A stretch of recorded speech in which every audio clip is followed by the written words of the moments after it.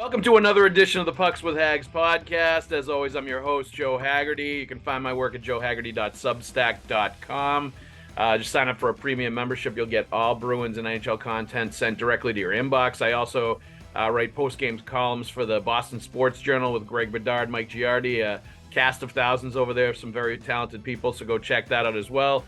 This week's episode, the 48th episode, I believe, of the Pucks with Haggs podcast, we have the Boston Herald's Steve Conroy, and we have our good buddy Mick Colageo, who is writing for several places, and there are several places you can find his work. Mick, plug away, please.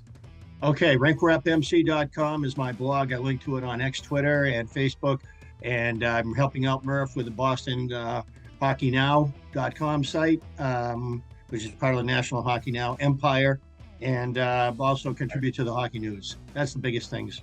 Very good, Mick. Let's also thank our sponsors, FanDuel Sportsbook, with NFL, NBA, NHL all going on right now. Great time to get involved. Download the app. New customers get $150 in bonus bets with any winning $5 money line bet. That's $150 if your team wins. Just visit FanDuel.com/Boston. Kick off the NHL, NFL, and NBA seasons with the exclusive wagering partner of the CLNS network, FanDuel Sportsbook. And we also have always got to thank Factor Meals, America's #1 ready-to-eat meal kit. Delicious, healthy meals ready in 2 minutes. Go to factormeals.com and use, head to factormeals.com/Haggs50 and use code Haggs50 to get 50% off your first box. All right.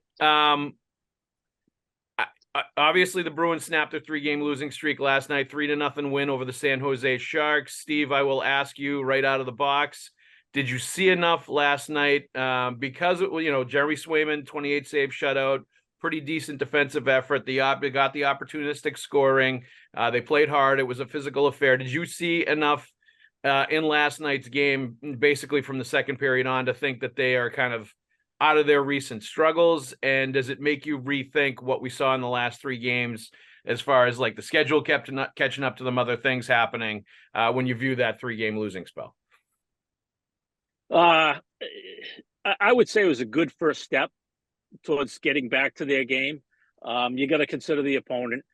Yep. The Sharks have been playing better lately, but they've got wins over Vancouver and Washington.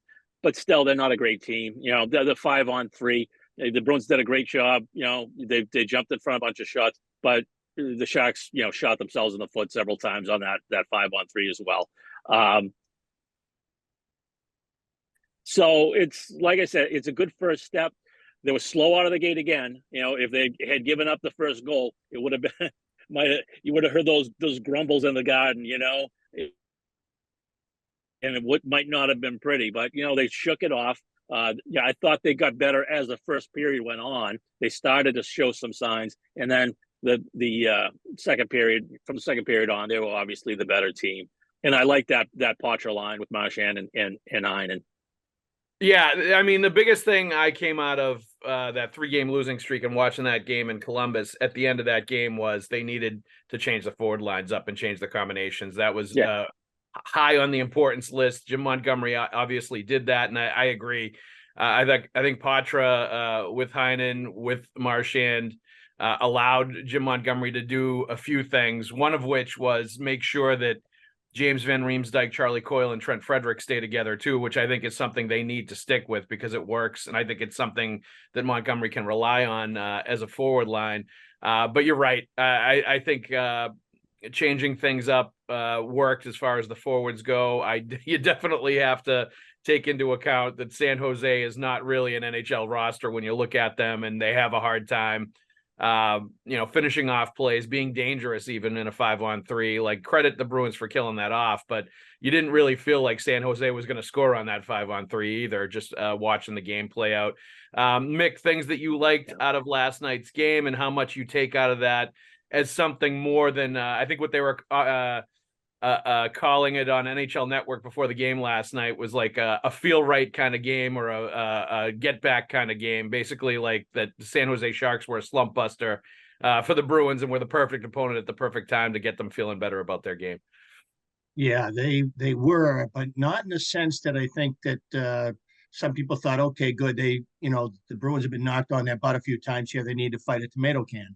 I don't think they were a tomato can. I also agree that they were not really an NHL viable team at this point. But I thought it was actually helpful to the Bruins that they're playing a lot better now, because the Bruins needed to have an opponent that would structure, with effort, with intensity. And that's actually what we saw. David Quinn has kind of got that team going the right way now. And they provided a credible opponent that if the Bruins had played the game the way they had the last three, they might have been embarrassed. And so it was a good game for them, because everybody checked harder, which was a huge part of, no matter what they would have done, it wouldn't have been enough if every player didn't ratchet it up, the intensity, the effort, the consistency, the hardness on the puck, the sturdiness on your own stick and skates, and in the battle. Everybody, I thought, to a man, was better, and they needed to be, and that was the biggest thing. Had they lost the game, I would have been a lot closer to okay with it than if it was a crazy game that they wound up winning. So and if you look at the ice time from last night's sheet, it really reflects something a lot closer to what you would have thought would have been the blueprint to the season. It's almost as if the coaches meeting, they said, hey, let's fill these guys out the exact number of shifts that we envision them playing on average throughout the season, and see what everybody does, and asking them just to do your job and do it better, do it harder. And obviously having a practice day really, really helped them, because that's exactly what we're looking at here. Yeah, and that was mentioned a lot over the last few days, is just that they really basically hadn't practiced for 10 days. That was needed. And, it's funny, you do discount that sometimes, I guess, when you cover a team, how the importance of having practices in between the games to work on little things or just to stay sharp. But it's a big deal to the coaches. It's a big deal to the players. And, it's something that's just part of their, week to week sort of structure that they live in as NHL players. I thought a big deal last night, and I wrote about this today, was Trent Frederick fighting Giovanni Smith at the end of the second period, making him answer for the boarding hit he threw on Marchand earlier in the second period. You need to send a message, if you're a hockey team, that you can't mess with the captain. You can't mess with one of your best players. That was something that I thought was inconsistent during that 3-game spell as well. Just sort of like, really defending teammates as the energy was down, and as the sort of like, I thought the schedule caught up to them a little bit, and you saw physical and mental mistakes in that 3-game stretch. How nice was it, Mick, to see Frederick play that role? And how much is he going to have to play that role and be that guy for this team with Lucic, out of the mix now? Like, I look at him, he's got 32 pro fights. He's fought legit NHL tough guys like, Marcus Foligno, Tom Wilson, guys like that. He's really the only one I look at on this roster and say, that's going to have to be the guy that's going to have to do that role until they get somebody else. Is he up for it, do you think, on a consistent basis? I know at times in the past he has been, and other times he hasn't been. Yep, I think he is, but I don't like the fact that he's that guy. I don't want him to be that guy. He said last night that, a lot of us in this room do it. No, they don't. No, he was being nice. He just was. Like Giovanni Smith was nice to him and surprising him with a series of left hands that he didn't know it was coming. He admitted that last night, said he was switching up on him. And then he said it was nice that he got a second chance in the fight. And, so I thought that was, but it was class all around last night, Freddie. And he's been playing a really solid game for them. And so he has emerged as the player that they were hoping to be a third line center, has now become a third line wing. And he's quite serviceable in his role. I wouldn't mind seeing 3 of his ilk on the Bruins, but somebody else with more skill to be in the top 6 and play that role, rather than just nibbling around the edges of this issue. It doesn't bode well for the Bruins if Freddie's going to be the magnet here. He needs to be one of. Snap into action this NFL season with FanDuel, America's #1 sportsbook. Right now, new customers get $200 in bonus bets guaranteed when you place a $5 bet. That's $200 in bonus bets, win or lose. If you've been thinking about joining FanDuel, there's no better time to get in on the action. The app is so easy to use. There's a wide range of betting options, including spreads, player props, over-unders, and more. So visit FanDuel.com/Boston and kick off the NFL season. FanDuel, official partner of the NFL.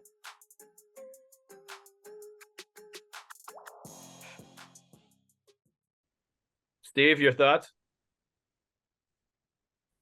Yeah, I agree with that. And, I like the fact that Freddie fought, but I also like the immediate pushback when the hit happened. You see Heinen jump in there, and Heinen is not that guy. He's not going to drop the gloves, on any occasion. But he did what he had to do there, and then Forbid came in over the top rope. I mean, Forbid's a willing guy, but that's not his, forte either. They're light in that department. There's no question about it. And we've seen teams take runs at them in the past 4 or 5 games. It is a concern. Yeah, and I thought it was interesting last night too, and a couple days leading into the game, that Swayman Jim Montgomery went right back to Jeremy Swayman after pulling him after giving up the second goal against Columbus.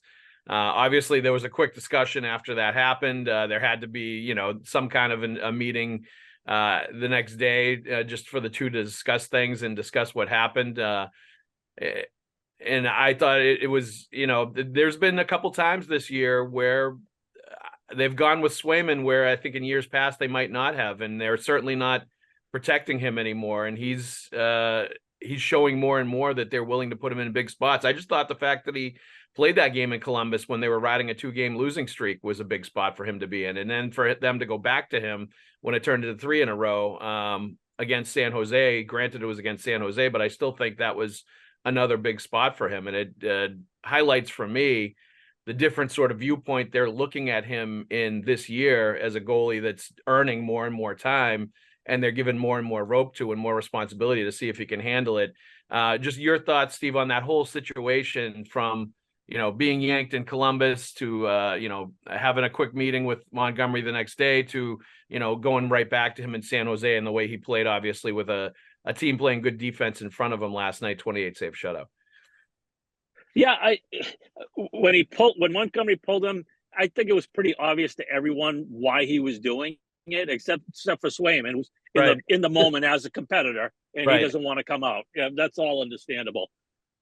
I thought it was a little aggressive, but he went with his gut, and sometimes it works, sometimes it doesn't. Of Montgomery, smoothing over whatever might have been, ruffled in that situation, and it worked out. And got a shutout. He's a good goalie. I don't see anybody getting 3 or 4 starts in a row right now. They're both playing pretty well. Allmark in New York.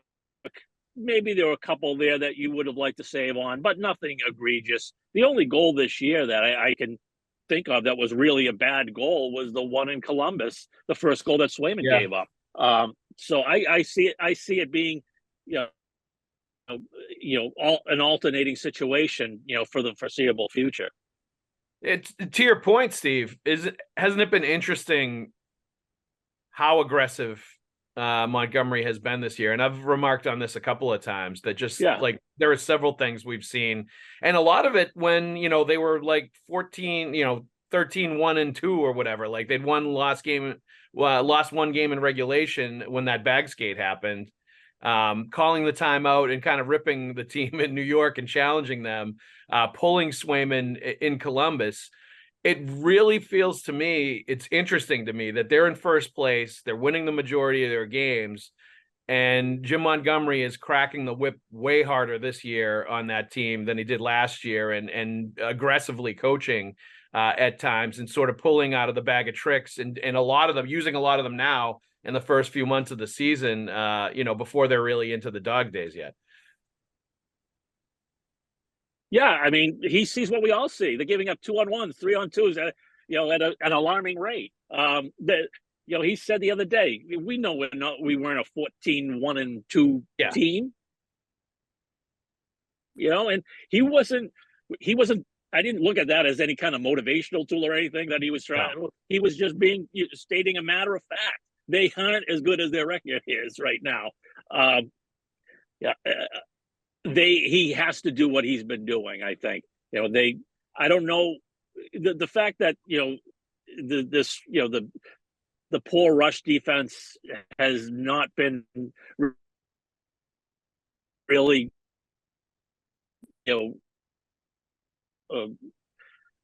corrected yet is a little you lost Grzelcyk for a month and he's just now getting back in and he's not quite at his game yet. That's part of it.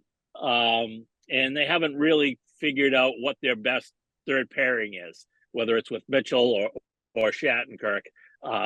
So they're still very much a work in progress, which is what we thought they'd be at the start of the season. Yeah, and it goes beyond, the peripheries of the back end too, though. Like, let's be honest, Charlie McAvoy was a dash 6 straight games going into last night. That was his first, and we all, take plus minus and put it into sort of its proper context. But like, he was a minus player for 6 games in a row, and he was like, -5, I think, in the losses to New York and Columbus, I think it was, or maybe Detroit before that. I can't remember, but he was not playing well. And Hampus Lindholm has been, up and down and not quite as good as he's been last year. Nobody pays attention.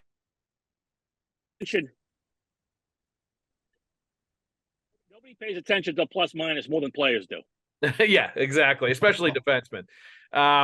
So like, I think there's definitely been areas to look at of struggle and places where they can improve. But I just wonder, watching the whip get cracked like it is, especially with the record the way it is, even if they are, there are mistakes that are being made and there are things that you look at and flaws to this team that can be corrected. I just wonder if the change in tone and tenor with the way he's coaching and the aggressiveness that he's coaching with, and the fact that he seems to sometimes be bringing the attitude that maybe he feels like he's not seeing from the players in aggressively delivering the message.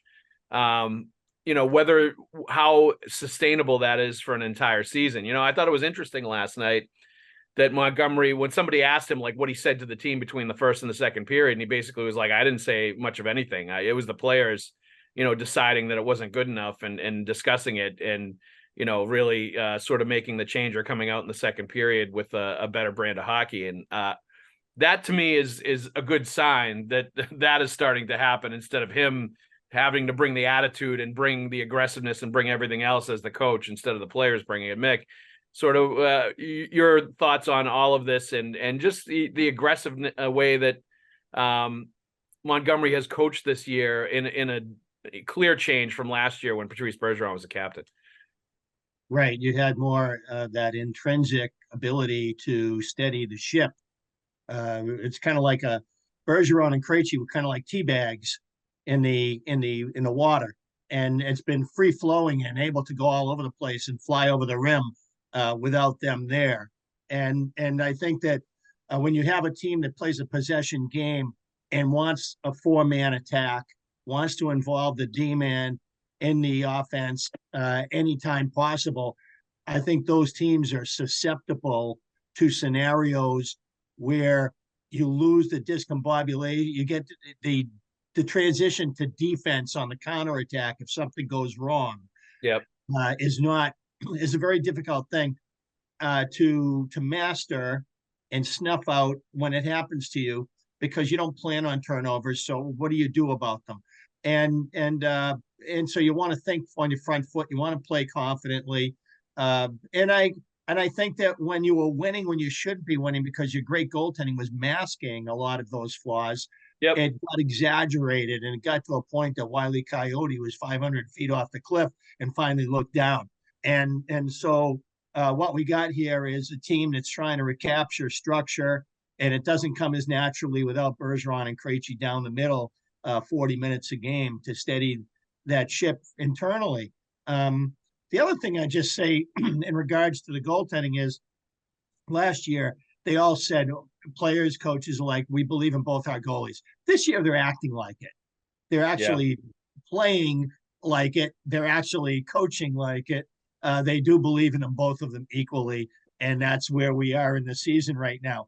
The other thing I think the other thing with this year is a lot of teams went to school on the Florida Panthers playoff series against the Bruins, and they all rim the puck hard when they get it in the Boston zone, because as Shattenkirk said before the season, it's hard for us to get into our system, which is the short pass puck support game, when we have to go outside of it in order to recover the puck if they're rimming it hard around the boards. So we're in that caught in the middle there. Like, do we leave our structure, or do we let them just keep doing this until we get flat-footed enough for them to make a play and get a good shot?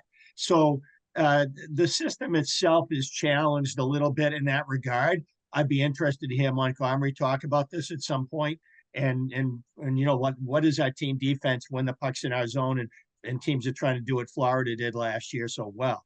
Not everybody does it as well as they did, but they're all trying to do it now. So it's harder for the Bruins to get the puck back when it's in their end than it was last year at this time, for sure.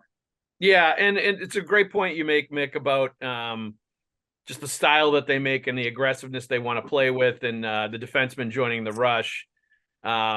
Sort of, you know, just the general style that they play and the high-risk style that they want to play offensively, kind of playing into the odd man rushes and the counterattack chances that they give other teams. And this was my wonder at the beginning of the year, is how are they going to be able to operate as a hockey team that's going to be based way more on defense and goaltending than last year, when they want to play a very aggressive, 5-man attack, getting the defenseman up, like that kind of style. I just feel like them wanting to play that way, especially if they don't have the offensive firepower that they have, and they're relying much more on defense and goaltending, that's just going to be part of the system that Montgomery wants to play. And that's part of the price that they're going to have to pay to do business with the way that they want to play. Giving up, giving up odd man rushes, giving up great chances. Like, I think that's a byproduct as much of Montgomery's system and the way he wants to play as it is, the mistakes that we're seeing on the ice. All right. We still do not have a sponsor for the Twitter question of the week, or X, or whatever Elon Musk wants to say. Now he's ripping his sponsors that are pulling out of X, whatever. But here's the question from Ryan Smith, the real Ryan 16 on Twitter. And we touched on this a little bit earlier. This is where the Bruins miss a physical presence like Lucic. Guys wouldn't be taking cheap shots if he was out there. Do the Bruins go out and trade for a tough guy to police things? Steve, do you think there is a possibility of them trying to find somebody else like Milan Lucic if he's not going to come back, just based on the makeup of the team, and that, they built the team at the beginning of this year assuming they were going to have somebody like that as a presence on the fourth line. And so if you do not have that kind of a presence, you're clearly missing something on your roster that you need. And thereby, if you do bring in somebody like that, it's not going to fall on Trent Frederick's shoulders all the time to be that guy if he's kind of miscast in that role at times. Do you think there's somebody out there they could get, or there's a possibility of them trying to look for a player like that? Well, it's definitely an issue. The problem is, I don't think you can get a guy just to be an enforcer type anymore. You have to get a guy who can play, and a guy who can, drop the mitts if he has to. And those guys are hard to find. You look at what happened with Toronto and Ryan Reeves. He was like -9 in the first 11 games, and they had to sit him. He's just not the player he once was. Would I like to see them go out and get somebody like that? Sure, but does he exist? I'm not sure who you'd be going after. Yeah, and my feeling has been for a long time that rather than chase after, the hired gun kind of guy like that, you have to develop your own player like that. You have to put some kind of a premium on drafting a player that can play, but also is, known for his toughness and known for his intimidation factor and, all of that different stuff. And, granted, that's becoming a more difficult player to find too, as, all these junior leagues are scaling back on, letting players play that way and those style of players as well. And, we're already seeing some leagues, trying to outlaw fighting altogether. So, that becomes a more difficult proposition to find a younger player that you can invest in and develop like that as well. In addition to, the guys that might be out there. Mick, do you think there's any possibility of bringing in somebody like that, or them seeking out somebody like that to take some of the burden off Frederick that now is going to fall on him to defend Marchand, Pasternak, all these guys that are going to get targeted clearly as they've been in the past when teams are trying to rough up the Bruins and slow them down? Well, first off, Lucic was sort of a perfect solution to Foligno, Foligno. And so from a leadership standpoint, guy in the room, young team, more opportunity for prospects.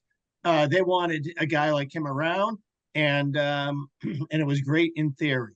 And it was opportunistic in theory. The one that intrigues me right now is how Garnet Hathaway is playing in Philadelphia and making the highlight reel. What's the latest one on the clickbait of him hitting Luke Hughes? He just wrecks him on an icing chase. And before that, there was a situation where he pummeled somebody. I'm thinking like, okay, now what was Hathaway for the Bruins? He was a bit muted, I thought, in his role. Yes. And so some of this, I think, is internal. Some of this, I think, is philosophical with the Bruins. Some of it, I think, is that they don't want a team that's prone to mayhem. And I think that it's almost like we're going to be more like the Avalanche. We're going to be a team that doesn't gravitate toward that, or that's not going to be part of how we win. It's going to be things that happen along the way that are necessary and need to be dealt with. And we just need to be tough enough to make sure we're equipped to deal with it and lay it aside. So they have a few role players. I don't think that's sufficient in the playoffs. No. And I think that that's a philosophical issue with this management that bugs me. And, I agree. Forward. And I would take it one step further, Mick. I would say if you're going to be one of the most penalized teams in the league, as the Boston Bruins are, you might as well cause a little mayhem on the ice every once in a while and take the fight to other teams and be that style team if you're already going to be in the box anyway. We're talking about a team that's in the top 5 in the NHL in minors taken, in power plays awarded to other teams. They're in the top 10 as far as like penalty minutes goes. And they were like this last year too. Like when you look at it from a discipline perspective, as far as the amount of penalties that they're taking, it's not really there like it should be. And if it's not going to be there and you're going to be in the box anyway, you might as well get some bang for your buck and play that style a little bit more. If it's an internal thing where they're telling players like Garnet Hathaway to not be Garnet Hathaway, I have a real issue with that, especially when they traded for those plays. I'm not sure it's that, because I don't think you would even trade for a guy like Garnet Hathaway if your philosophy was to trade for him, bring him in and say, hey, we don't want you to play the way you've played your entire NHL career. I just thought he just did not show up in the playoffs. I did not notice him at all. And he certainly didn't play the style that he's known for. But I wonder, if that had something to do with him being an upcoming free agent, like what was going on there in his mind, or maybe he was just tentative coming into a team of established players, in Boston. He's also over 30 and maybe he was a little banged up. I'll be fair to him too. And I don't mean to draw that stark a contrast as much as to say, wow, I don't remember all this, and right now the Bruins could use all that in a bag of chips. And I also think that Brad Marchand is prone to most of his worst decisions when the Bruins are getting beat up. And I feel like he gets frustrated with that and he responds to it in ways that don't help himself or the team. So I think that, when you got a guy who's 35 years old or about to be, and at this point in his career, when it's really great that he's recovered from his double labrum and he's playing the way he always once did, he's back to being that guy. Let's let him play hockey and let's get other guys in here that can younger Lions. If Tom Wilson isn't available, maybe a Vander Kane would become available if you were willing to pay the price. I know that another Kane was written about before he signed with Detroit. And I answered on X, not the right Kane. So I know which Kane the Bruins need to be thinking about in philosophy. If not the player himself, then definitely in philosophy. This has got to get into the top 6. the culture needs to get a little infusion here, in my opinion. Yeah, and I agree. They need more physicality. They need a big, nasty, mean sort of forward player to add to the mix. And I think we also just came up with our title for this week's podcast: Evander Kane to the Bruins? ? Let's stir the pot on that one, Mick. That'll get everybody worked up. All right. Thank you very much for being on this week's episode. Boston Herald Steve Conroy. My good buddy Mick and colleague Mick Colageo, thank you very much, boys. Let's also thank our sponsors, Factor Meals, America's number one ready-to-eat meal kit. Meals ready in 2 minutes. Looking for calorie-conscious options? Try delicious, dietitian-approved, calorie-smart meals with Factor Meals. Go to factormeals.com/Haggs50 and use code Haggs50 to get 50% off. And then we also have FanDuel Sportsbook, of course. New customers get $150 in bonus bets with any winning $5 money line bet. Download the app right now. Join FanDuel. Get going on the action. It's $150 if your team wins. FanDuel.com/Boston and kick off the NHL season. Steve Conroy, Mick Colageo, thank you very much for joining me. Everybody else, thank you very much for listening. We'll see you at the rink.